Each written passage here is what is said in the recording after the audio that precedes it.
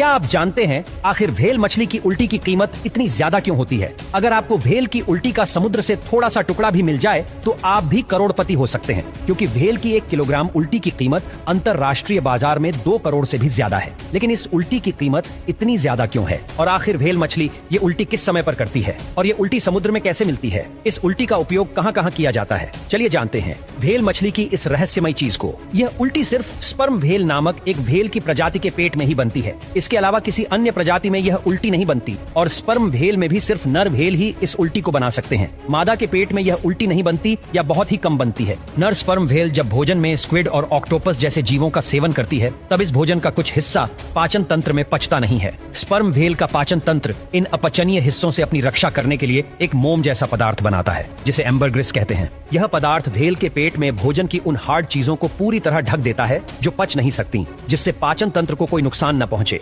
जब यह बड़े टुकड़े के रूप में बन जाता है तब यह व्हेल के शरीर से बाहर आ जाता है और बाहर आते ही यह एम्बरग्रिस का टुकड़ा समुद्र में डूबने की बजाय तैरने लगता है, क्योंकि यह बड़ा और हल्का होता है। एक बार जब एम्बरग्रिस व्हेल के शरीर से बाहर निकल जाता है और समुद्र में पहुंचता है तब इसमें समुद्र की लहरों, सूर्य की रोशनी और अन्य तत्वों के कारण कई सालों तक धीरे धीरे बहुत बदलाव होते हैं। एम्बरग्रिस को परिपक्व और अधिक कीमती होने में लगभग 10 से 20 साल का समय भी लग सकता है। चलिए अब जानते हैं कि एम्बरग्रिस कैसे मिलता है या फिर इसे कैसे ढूंढा जाता है। एक तरह से देखा जाए तो यह कब व्हेल के शरीर से बाहर आएगा इसका कोई निश्चित समय नहीं होता। दूसरी ओर इतने बड़े समुद्र में एक जहाज को ढूंढना भी मुश्किल होता है, तो यह 1 या 2 किलो के एम्बरग्रिस को ढूंढना तो लगभग नामुमकिन ही लगता है। एम्बरग्रिस 2 तरह से इंसानों को मिल सकता है। पहला, जब समुद्र में लोग मछली पकड़ने जाते हैं तब कभी कभी यह उनके जाल में फंस जाता है। दूसरा, जब कोई इंसान समुद्र तट पर टहलता है तब यह किनारे पर मिल सकता है और लोग एम्बरग्रिस को महकदार खुशबू की वजह से पहचान लेते हैं। और ये एम्बरग्रिस इतना महंगा क्यों है और इसका उपयोग कहाँ किया जाता है? दरअसल ताजे एम्बरग्रिस की गंध तेज होती है,